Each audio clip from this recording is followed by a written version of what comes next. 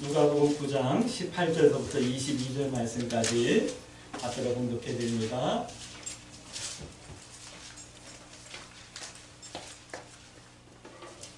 누가복음 9장 18절서부터 22절 말씀까지 받들어 봉독해 드립니다. 예수께서 따로 기도하실 때 제자들이 주와 함께 있더니 물어 이르시되 무리가 나를 누구라 하느냐? 대답하여 이르되 세례 요한이라 하고 더러는 엘리야라 더러는 옛 선지자 중에 한 사람이 살아났다 하나이다. 예수께서 이르시되 너희는 나를 누구라 하느냐? 베드로가 대답하여 이르되 하나님의 그리스도시니이다 하니 경고하사 이 말을 아무에게도 이르지 말라 명하시고 이르시되 인자가 많은 고난을 받고 장로들과 제사장들과 서기관들에게 버림받아 죽임을 당하고 제3일에 살아나야 하리라 하시고 아멘. 우리 서로 인사합니다. 참 잘 오셨습니다. 참 잘 오셨습니다. 네, 참 잘 오셨습니다. 구약 성경은 성도들이 회복해야 할 하나님의 형상에 관하여 말씀하시고 계셔요. 그래서 우리가 그 말씀을 함께 나누면서 은혜를 함께 나눴어요.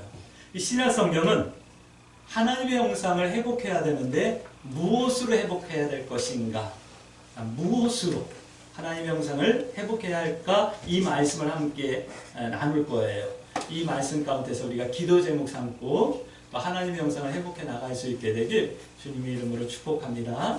그래서 마태복음은 열매로 회복하라, 마가복음은 권위로 회복하라 라는 말씀의 제목으로 함께 나눴죠.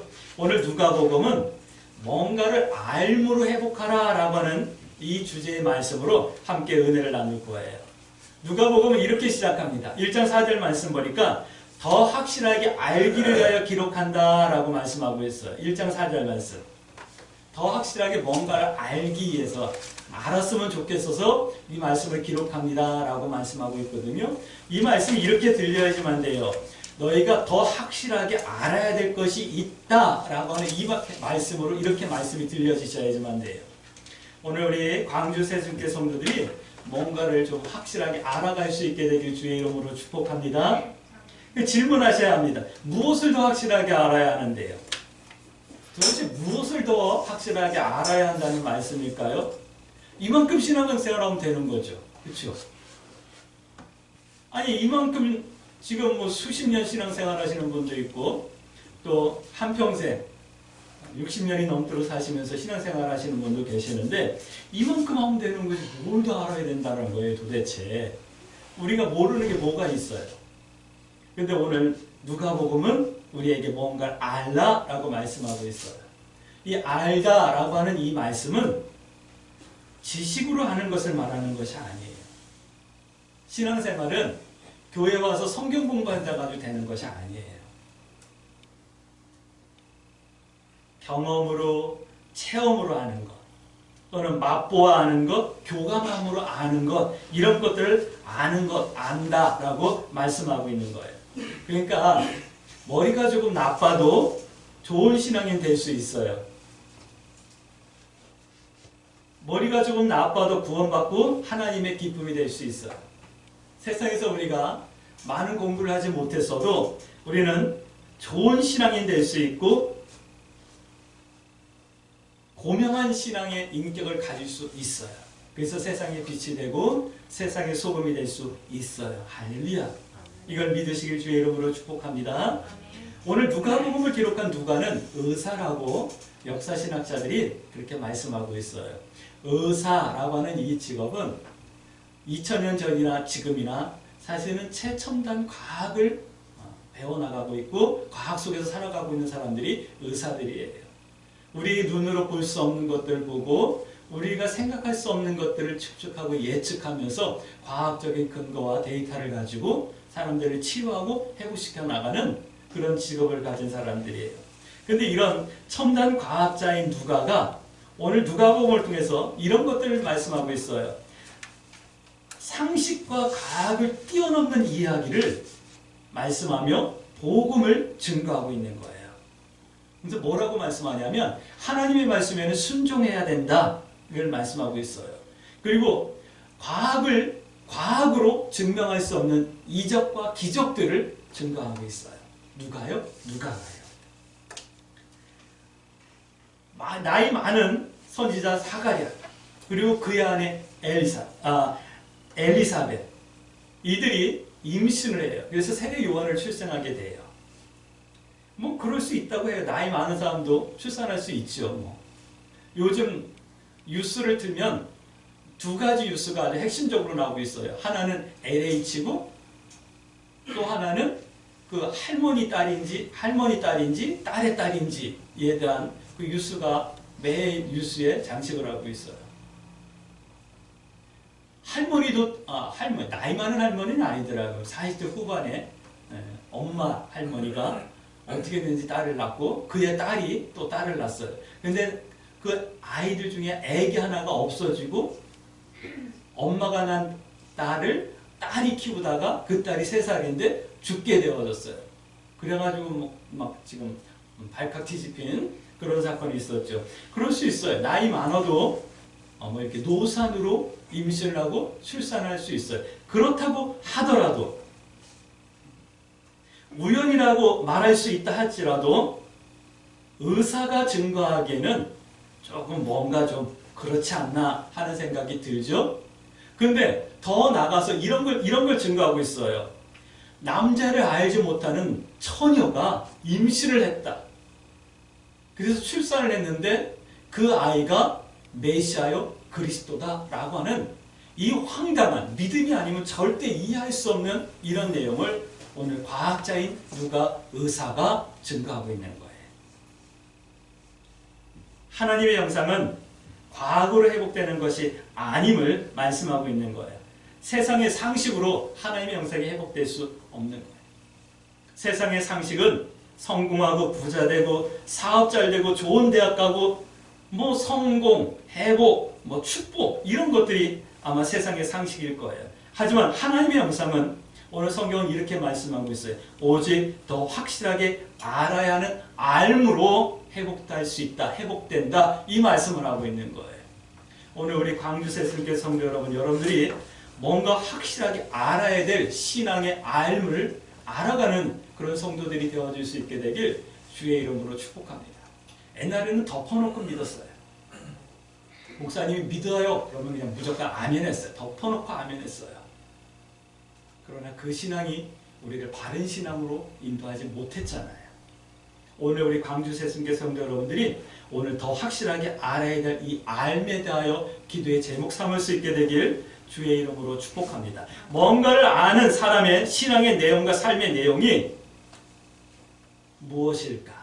더 확실하게 알아야 할 것이 어떤 것이 있나? 오늘 함께 말씀을 나눌 거예요. 그 첫 번째가 순종이에요. 성경은 이렇게 말씀하고 있어요. 1장 31절 말씀. 하나님의 말씀은 능치 못함이 없다.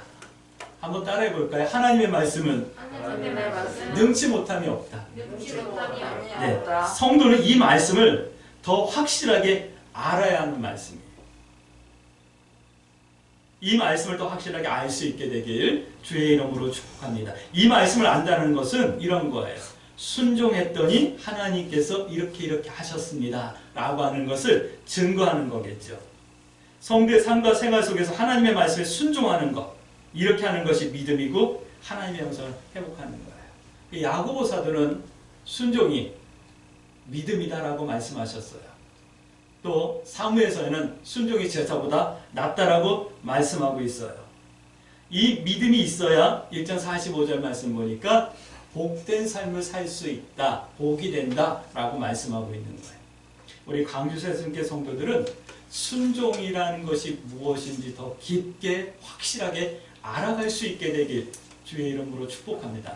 아, 순종은 이런 거야 이게 아니라 순종했더니 하나님께서 내게 이렇게 인도하셨어, 역사하셨어 라고 하는 것을 여러분들이 삶의 경험과 응답과 체험으로 알아가는 그런 은혜가 있어지길 주의 이름으로 축복합니다. 성경에는 순종에 대해서 너무나도 많이 기록하고 있어요. 성경을 다른 말로 표현한다면 하나님의 말씀과 뜻 앞에 순종하는 순종의 역사를 기록한 것이 성경이에요. 불순종한 사람들의 역사가 어떻게 흘러갔는지, 순종한 사람들의 역사가 어떻게 흘러갔고 어떻게 하나님의 나라가 이루어져 나갔는지 기록하고 있는 말씀이 바로 성경인 거예요. 우리 광주 세순교 성도 여러분들이 하나님의 말씀과 뜻 앞에 기꺼이 순종할 수 있게 되길 주의 이름으로 축복합니다. 성경에는 순종과 비슷한 말이 두 가지가 더 나오고 있어요. 하나는 복종이에요. 복종이 뭐냐면 하나님의 뜻도 모르고 내가 그것을 왜 해야 되는지도 모르는 거예요. 근데 그냥 무조건 하나님과 복종하는 거예요. 그걸 복종이라 그래요. 순복이라는 것이 있어요. 하나님의 뜻은 알겠어. 근데 그것을 하니까 내게 기쁨이 없어. 그래도 하나님 뜻이니까 그냥 혹시나 하는 거야. 그냥 끌려가는 거예요. 순종은 하나님의 뜻도 알아. 그리고 그것을 하는 내 마음에 기쁨도 있어. 이것이 순종인 거예요. 우리 광주 세순교 성도 여러분, 하나님의 뜻이 때로는 내가 이해할 수 없고 내가 그것을 순응할 수 없는 것일 수도 있어요. 그러나 그 말씀 앞에 여러분들이 기꺼이 기쁨으로 나의 삶을 내 맡기며 순종할 수 있는 그런 성도들이 되어지길 주의 이름으로 축복합니다. 더 확실하게 순종을 통해 경험과 교감으로 또 하나님의 뜻을 알아갈 수 있게 되길, 더 선명하고 뚜렷하게 하나님의 영성을 회복할 수 있기를 주의 이름으로 축복합니다. 할렐루야. 두 번째 우리가 깊게 알아야 될 것은 뭐냐면 기다림이에요. 기다림은 한계를 뛰어넘는, 한계를 초월하는 그런 기다림을 오늘 성경은 말씀하고 있는 거예요. 이 누가복음 2장에서는 시므온이라고 하는 늙은 선지자와 안나라고 하는 늙은 여선지자에 대해서 기록하고 있어요. 이분들은 오랜 세월 성령님의 지시를 받아서 하나님의 응답을 기다리고 계셨던 그런 분들이에요. 일평생 기다렸다라고 말씀하고 있어요. 한 번 아니에요. 한 달도 아니고 1년도 아니고 일평생. 기다림이라는 것은 이런 거예요. 우리가 예수 그리스도의 다시 오심을 기다리는 것을 우리의 믿음의 내용으로 삼고 있어요. 성도다라고 하는 이 말은 물론 거룩한 삶을 꿈꾸고 살아간다라고 하는 뜻도 있지만 예수 그리스도의 다시 오심을 고대하고 기다린다라고 하는 이 믿음의 내용이 사실은 더 큰 거예요. 이 기다림이 일평생인 거예요. 근데 이 기다리는 한평생 기다렸던 시므온과 안나 선지자에 대해서 성경은 또 이렇게 말씀하고 있어요. 그들이 성전에서 기도하며 기다렸다라는 말씀을 하고 있어요. 성전에서 기도하며 기다렸다라는. 성도의 삶은 항상 성전을 중심으로 한 삶이고 성도의 삶은 항상 기도와 연관되어진 그런 삶이어야지만 되는 거예요.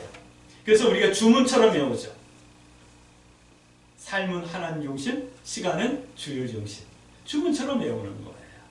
성도의 기다림은 그냥 기다리는 것이 아니에요.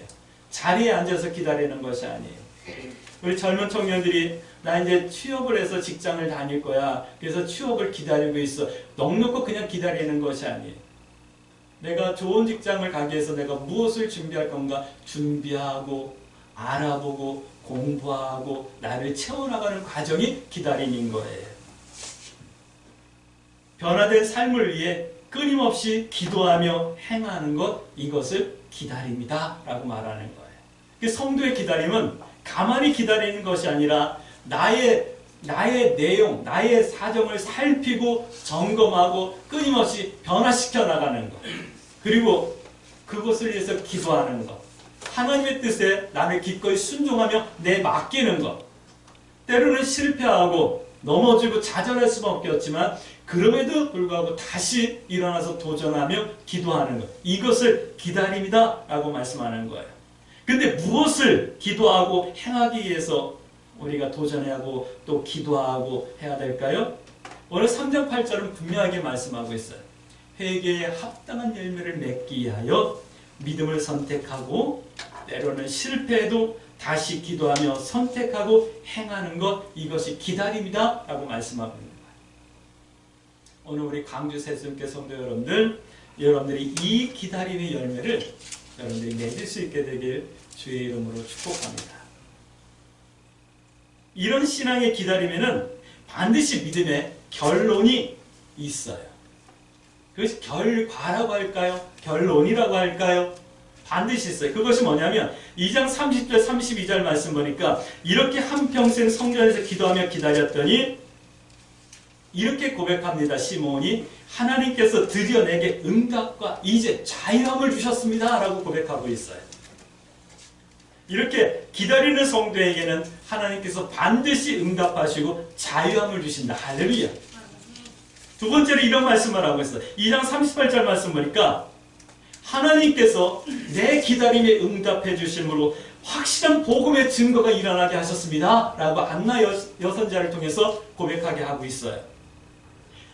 나의 기다림을 통해서 나의 주변에 하나님의 형상이 회복되는 이 축복이 일어난다, 이 말씀을 하는 거예요. 할렐루야. 뭔가를 아는 사람의 삶의 내용과 신앙이 이렇게 순종과 기다림이라면 그러기 위해서 우리가 무엇을 더 확실하게 알아야 할까요? 오늘 성경은 그것을 말씀하고 있어요.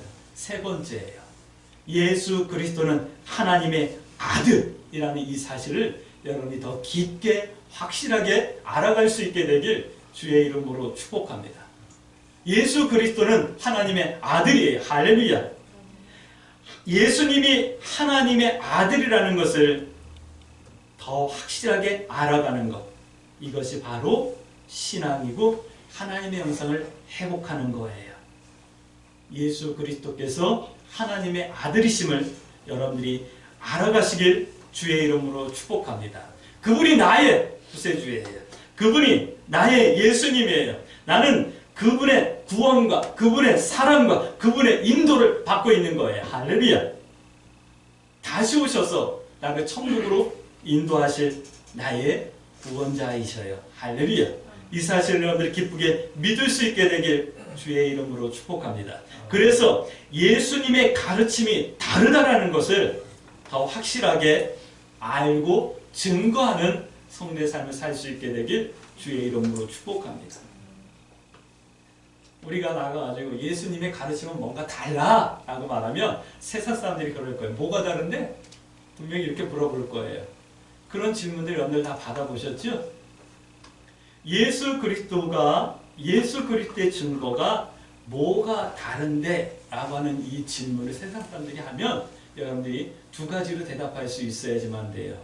그것이 뭐냐면 내가 이렇게 변화된 것이 다르다는 증거야 라고 대답할 수 있으셔야지만 돼요. 순종과 기다림의 삶을 살고 있는 나의 모습, 이 변화된 모습이 바로 예수 그리스도가 다르다라는 증거야 라고 여러분들이 말씀하실 수 있어야지만 돼요. 오늘 5장 31절 이렇게 말씀합니다. 나는 죄인이에요. 나는 병든 자예요. 이미 죽었어요. 소망 없는 자였어요.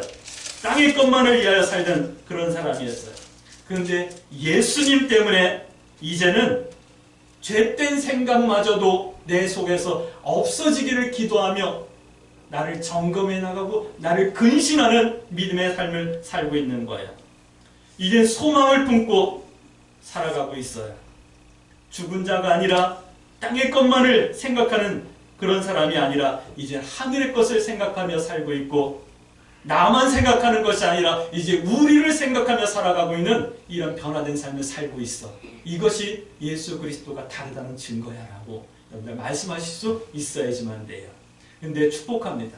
이렇게 말씀하실 수 있도록 여러분들의 인격이 고명한 인격으로 여러분들의 생활과 행동이 성결하고 거룩할 수 있도록 여러분들 스스로 변화시켜 나가길 주의 이름으로 축복합니다. 여러분들 이 기회점을 품는다면 하나님께서는 성령님을 우리에게 보내주셔서 우리로 바꿔나가게 하실 거예요. 할렐루야. 성령님의 내주, 인도, 감화, 감동, 이끄심은 바로 나를 이렇게 변화시켜 가시기 위함이거든요. 이 변화의 주인공들이 되어줄 수 있게 되길 주의 이름으로 축복합니다. 두 번째 대답은 이렇게 할 수 있어야지만 돼요. 예수 그리스도의 가르침이 예수 그리스도가 다른 이유는 그 다름 때문에 놀라운 일이 나에게 일어나고 있어 라고 여러분들이 대답하실 수 있으셔야지만 돼요. 놀라운 일이 나에게 일어나고 있어요. 어떻게 일어날까요? 인도하심으로, 치료하심으로, 또 어떤 고난과 어려움을 넘겨주심으로, 내가 기도하면 응답해 주심으로, 만나게 하심으로, 분별하게 하심으로, 변하게 하심으로 하나님께서 나를 인도해 주시는 거예요. 하나님께서 나를 인도하시는데 때로는 우연인 것처럼 인도하시죠. 그렇게 되기로 계획되어졌던 것처럼 역사하시죠. 이런 경험들을 여러분들이 할 수 있게 되길 주의 이름으로 축복합니다. 지난 한 주간도 내가 열심히 살아서, 내가 많은 좋은 음식을 많이 먹어서 내가 사는 것 같죠?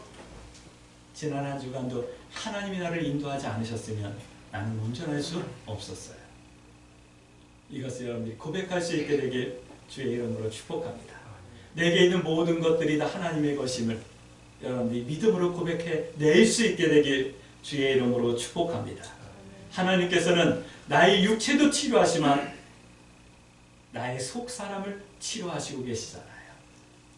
5년 전, 아니요, 1년 전 내 모습과 지금의 내 모습을 비교해 보셔요. 몇 개월 전에 또는 1년 전에 내가 했던 어떤 행동이 지금 돌이켜서 이렇게 생각해보면 너무 부끄럽고 막 얼굴이 화끈화끈해지는 그런 부끄러운 일, 그런 일이 생각나지는 않을까요? 그때는 그것이 당연한 것으로 생각했는데 지금 조금 지나서 생각해보니까 그것이 그렇게 부끄러울 수가 없어서 얼굴이 화끈화끈거리는 거예요. 그만큼 우리는 지금 변화가고 있는 거예요. 하나님의 인도를 받고 있는 거예요. 내 속사람을 치료하고 계시는 거예요. 내 생각을 치료하고 계시는 거예요. 예전에는 뭐 그냥 가벼운 거짓말 한마디 하는 것이 아무런 양심의 꺼리낌이 없었는데 어느 순간서부터 그것까지도 내 마음에 찔림이 되어서 하나님 앞에 나오면 하나님 내가 죄송해요, 부끄러워요 라고 기도하는 그런 삶을 살고 있지 않나요? 그만큼 하나님께서 내 생각과 내 속사람을 지금 치료하시고 계시는 거예요. 응답하신 거예요. 또 우연인 듯 누군가를 만나게 하시죠. 사람을 만나게 하시죠. 환경을 만나게 하시죠. 옳고 그름을 분별하게 하시죠. 그리고 옳은 것을 선택해낼 수 있는 용기를 허락해 주시죠. 하나님께서 내게 주시는, 나를 함께 하시는, 나에게 함께 하시는 이 놀라운 증거를 예수님이 다르다라는 것을 증거로 말씀할 수 있는, 증거할 수 있는 그런 믿음의 담대함과 경험이 여러분들에게 있어지길 주의 이름으로 축복합니다. 축복합니다. 이 놀라운 일이 우리가 뭔가 알아야 될 알물을 통해서 우리에게 이루어진다라고 하는 이 사실. 그래서 이 알물을 통해서 내가 하나님의 형상으로 회복되어진다라고 하는 이 말씀을 여러분들이 더 확실하게 믿음으로 붙들 수 있게 되길, 이것이 신앙의 참된 모습이며 하나님의 형상을 회복하는 길임을 여러분들이 믿음으로 기도의 제목 삼을 수 있게 되길 오늘 이 말씀을 통해서 주의 이름으로 축복합니다. 그러므로 우리 이렇게 기도해야겠죠.